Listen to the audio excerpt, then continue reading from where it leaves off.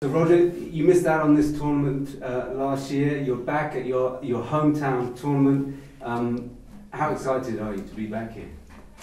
It's great, you know. It's strange because last year there was not even a moment where I thought I was going to play the tournament because I decided so early to finish the season that it almost doesn't feel like I missed it last year, but I did, and it's nice to be back. Of course, I love playing here. I won it, I guess, the year before that. I don't know. I'm not sure. Did I, or did I lose in the final? I won, so I don't remember. But anyway, it's beautiful to be back and be like to try to defend my title and just enjoy myself with a lot of friends and family around, and just live this tournament once again. Never know when it's your last, so I'll try to make the most of it.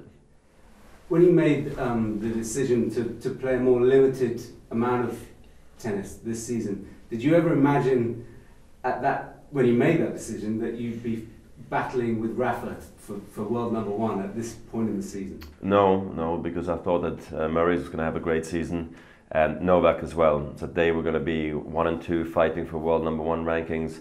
Wawrinka in the mix, well, he was a reigning US Open champion. I knew that Rafa and myself were going to be, in the conversation, hopefully in the top 5, top 10. But not like this, you couldn't predict that they were not going to have a good season. You couldn't really predict for Rafa and myself to have the season that we did have. And I honestly didn't plan to have a reduced schedule. Only after winning Australia, Indian Wells and Miami, I could take a decision to play a lighter schedule throughout the clay court season. That was never really my plan. So it just happened the way it was, and then I was able to sort of pace myself and just get up for the big moments, and I played very well there, still am. So I hope we can finish strong at the end of the season. When you analyse the season, what do you think has been the key to your success this season? I think I'm rejuvenated from a tough year last year. I came through it strong. I always had a positive mindset. I guess being out 8 months of the season was was a lot. So I think I made the most of that, working really hard, staying positive. And then when I did come back, that I was hungry and I had the fire to actually play well.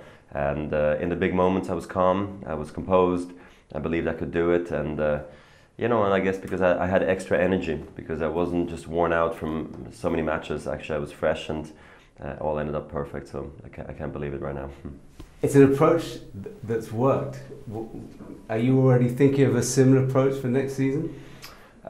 We had meetings, about how we could attack next season. I know I'm going to start with the Hopman Cup and the Australian Open.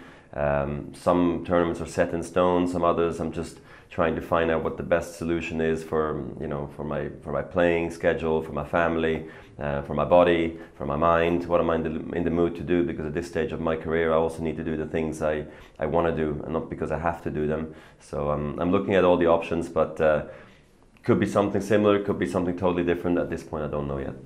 Looking ahead to the Nitto ATP finals in London, you've already qualified for that, so you're going to be back there. Are you excited about going back to London? Very excited to be back, yeah. I love playing at Nitto, ATP World Tour Finals. I love playing there. My first qualification for that was back in 2002, so a long time ago, and I've always played very well there. I have a great record, and I won it twice in London, twice in Shanghai, twice in Houston, so I'd love to win again, of course. And it's nice to know that you're already qualified. It settles the nerves a little bit here in the indoor season at the end of the season.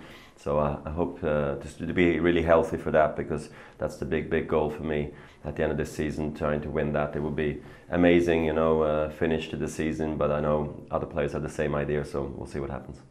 And then first of all, if we come back to this tournament, you're going for your 8th title here in Basel. What can the fans expect this week? I hope not just one match. I hope I can stick around for a little bit. I do feel a lot of pressure, I must admit. On Tuesday I'm playing again against a good first round opponent in Francis Tiafoe, who's going to have a great career. I hope he's not going to start his full-blown career right here in Basel, in my hometown. I hope he leaves me this one, and then maybe he can have the next one. But no, I'm really hoping to win that first one and then sort of get into the tournament. I have a really tough draw as well. If you just look one round ahead in Benoit Paire or Steve Johnson, I usually don't do that, but it's a tough little section for an ATP 500. It's a tough start, so I don't know what to expect personally myself. Thankfully, pressure has not been a big issue for me here in Basel, because I've been in the finals the last 10 times that I have played here. But there's no guarantee I will do it again this year, so that's why I arrived early. I've practiced a lot here on the center court already, so I'm starting to feel the ball better, and you know, my body's ready to go, so I'm really hoping to play a good tournament.